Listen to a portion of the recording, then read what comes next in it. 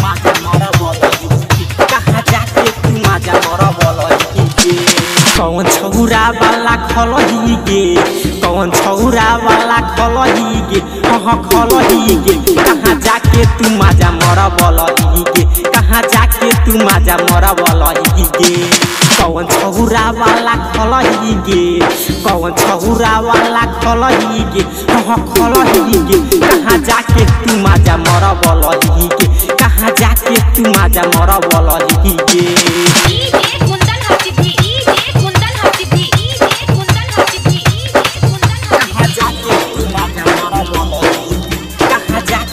माजा मरा बोलही गे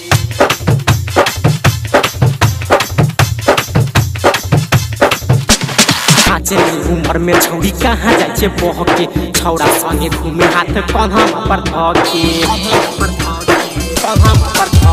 काचे उम्र में छौरी कहाँ जाय छे बहके छौरा संगे घूमे हाथ कंधा पर धके हमरो के दिए नहीं त कहबहु गे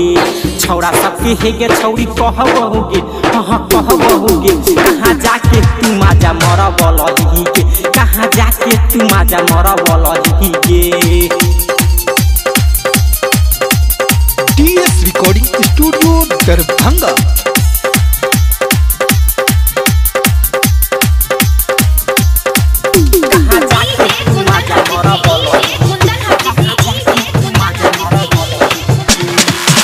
दीवाना चुमा चोरा लेलको आशिकेंद्र जी त दई देखलको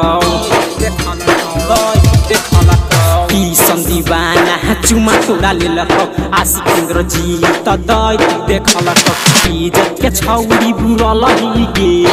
इज्जत के छौरी हंसलही गे हंसलही गे कहाँ जाके तू माजा मरा बोलही गे कहाँ जाके तू माजा मरा बोलही गे DS रिकॉर्डिंग स्टूडियो दरभंगा।